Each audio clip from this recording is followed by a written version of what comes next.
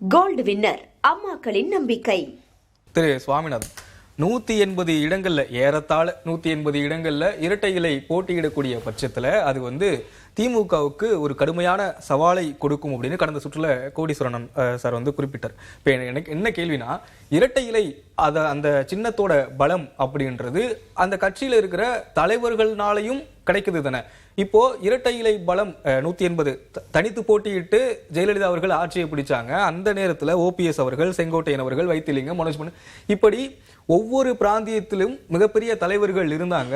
அவர்களால இரட்டை இலைக்கு மிகப்பெரிய பலம் கிடைச்சது. இப்போ அவங்க கட்சியில இல்ல. அதே பலம் இரட்டை இலைக்கு இப்போது இருக்கு அப்படின்னு எடுத்துக்க முடியுமா? இல்ல, இரட்டை இலைக்குன்னு ஒரு பலம் இருக்கு, அதை ஏற்றுக்கொள்ளத்தான் வேண்டும். அது கிட்டத்தட்ட 55-60 வயதை கடந்தவர்கள் மத்தியில ஒரு பெரிய மாசான கட்சியாக தான் இன்னைக்கும் அண்ணா திராவிட முன்னேற்ற கழகம் இருக்கு. அதுக்கு ஒரு உதாரணம் சொல்ல விரும்புறேன். கடந்த 2024 நாடாளுமன்ற தேர்தல் உங்களுக்கு தெரியும், எந்த தொகுதியிலையுமே பிரபலத்தன்மை கொண்ட வேட்பாளர்களே அவங்க போடல. அவங்களுக்கு பிரதமர் வேட்பாளரும் கிடையாது. ஒரு பக்கம் மு க ஸ்டாலின் அவர்கள் ராகுல் காந்தியை பிரதமர் முன்னிலைப்படுத்தி தேர்தலை சந்திக்கிறார். இன்னொரு பக்கம் பாஜக ஒரு கூட்டணியை அமைத்துக் கொண்டு பிரதமர் நரேந்திர மோடி அவர்கள் 3வது முறையாக பிரதமராக வேண்டும்னு களத்தை சந்திக்கிறாங்க. ஆனா அண்ணா திராவிட முன்னேற்ற கழகத்துக்கு ஓட்டு போட்டிருக்காங்கல்ல, 21% பேர் போட்டிருக்காங்களே. கூட்டணியாக 23% பேர் ஓட்டு வாங்கியிருக்காங்களே. அப்ப அந்த ஓட்டு என்பது கிட்டத்தட்ட அது என்னவா நடந்தாலும் சரி, அது என்ன தேர்தல் இருந்தாலும் சரி, இரட்டை இலைக்கு போய் போட்டுருவோம்னு போடக்கூடிய ஓட்டு. அதுவே நீங்க சட்டமன்ற தேர்தல் வரும்போது அதை விட கொஞ்சம் வாக்குகள் கூட தான் கிடைக்கும். ஸோ அது அந்த தேர்தலுமே எந்த தலைமைத்துவமும் இல்லாமல் நடந்த தேர்தல் தான்.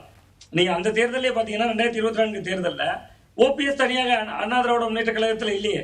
அந்த தேர்தலையும் அவர் பாஜகவோட தான் கைகோர்த்து தேர்தலை செஞ்சார் தேனியில.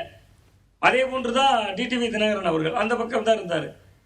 பல அணிகளாக தான் அதிமுக பிளவுபட்டு இருந்தது. 21% ஓட்டு எடுக்கிறாங்கல்ல. ஸோ அப்போ அதிமுகவுக்கு என்று ஒரு ஓட்டு வங்கி இருக்கிறது. பட் அந்த இடம் அதிமுகவுக்கான வாக்குத்திறன்ல பிரச்சனை வராது. பட் அது விஜய் எந்த தாக்கமும் ஏற்படுத்த மாட்டாருங்கிறதுல எனக்கு ஒரு சிறிய மாற்று கருத்து இருக்கு.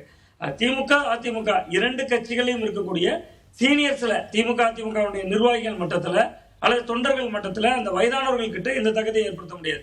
ஆனா அவங்க வீடுகளில் இருக்கக்கூடிய இளம் தலைமுறையினர்கிட்ட விஜய் ஏதோ ஒரு தாக்கத்தை ஏற்படுத்தி இருக்கிறார். அது ஒரு பெரிய தாக்கம். விஜய் வென்று விடுவார் அப்படி சொல்லல. அது 8%, 10%, 12% இருக்கலாம். அந்த தாக்கமும் திமுக அதிமுகவை பாதிக்கும்.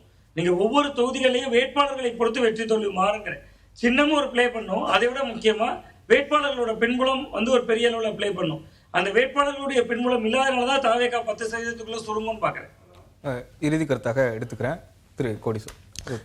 சுவாமிநாதன் சொன்ன கருத்து கொஞ்சம் முக்கியமான கருத்து. அதாவது வயது அதிகமானவங்க, வாழ்க்கை அனுபவம் இருக்கிறவங்க கிட்ட திராவிட கட்சிகள் அதிகமாக போய் சேர்ந்துருக்கு. அது ரெட்டலை ஆகட்டும், உதயசூரியன் ஆகட்டும், அவங்களுக்கு அங்கே வாக்குகள் இருக்குது.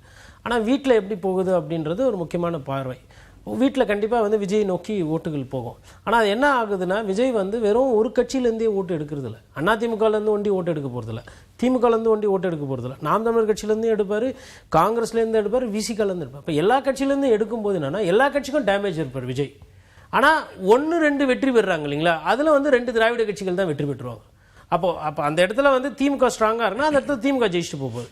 அதிமுக ஸ்ட்ராங்காக இருக்குன்னா அதிமுக ஜெயிச்சு. விஜய் 3வது ஒரு நபராக நின்று மேபி சம்டைம்ஸ் என்ன ஆகும்னா, ஓட்டு அதிகமாக மாறினதுனால அந்த தொகுதியாக விஜய்னால மேபி அந்த இடத்துல திமுக ஜெயிக்கலாம், இல்லை அந்த இடத்துல திமுக தோக்கலாம். அதிமுகவுக்கும் அதே பொருந்தும். அப்படிதான் அது ஃபேக்டராக போகுமே தவிர்த்து மற்றபடி விஜய் அந்த த்ரெஷோல்டு மார்க் இருக்குங்களா. இன்னும் வெளிப்படையாக சொல்லணும்னா, விஜய் ஒரு 20% வாக்கு, நீங்கள் சொன்ன மாதிரி மக்கள் நல கூட்டணி இல்லை ஒரு 15-20% வாக்கு எடுக்கிறாங்க. இப்போ விஜய் மட்டும் இல்லை, இப்போ தனியார் ராமதாஸ் அவர்கள் இருக்காங்க, நாம் தமிழர் கட்சி இருக்கு, விஜய், இவங்க 3 பேரும் சேர்ந்து நாம் தமிழர் கட்சி ஓட்டை பொறுத்தவரை அது ஃபிக்ஸடுங்க. அந்த 8.2ன்றது எல்லா கட்சிக்கும் எதிராக போனது தான். அது இல்லை தமிழ் தேசியத்தை நோக்கி அது ஸ்டாண்டர்ட் ஆயிடுச்சு. இப்போ அதனால யாருக்கும் பாதிப்பு என்பது கிடையாது. நாம் தமிழர்களுக்கு போடுறவங்க ஒரு தலைமுறையை தாண்டி 2 தேர்தல் பார்த்துட்டாங்க. கிட்டத்தட்ட இது 3வது தேர்தல் அவங்க ஓட்டு போட போகிறது. அப்போ அவங்க சீக்கிரமாக மாறுறதோ இல்லை அதுலேருந்து குறையிறதுன்றது அது ஸ்டாண்டர்டாக இருக்கும். அப்போது நீங்கள் ஒரு 70% வாக்கை கிட்டத்தட்ட திமுகவும் அதிமுகவும் பிரிச்சுக்கும்.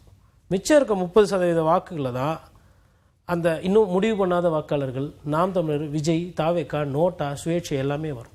இது கிட்டத்தட்ட ஒரு 50 வருஷமாக இதுதான் நடக்குது. இதே மாதிரி ஒரு ப்ராசஸ், இதே மாதிரி ஒரு ஃபினாமினா நடக்கிறதுக்கு வாய்ப்பு இருக்கிற மாதிரி நான் பார்க்குறேன்.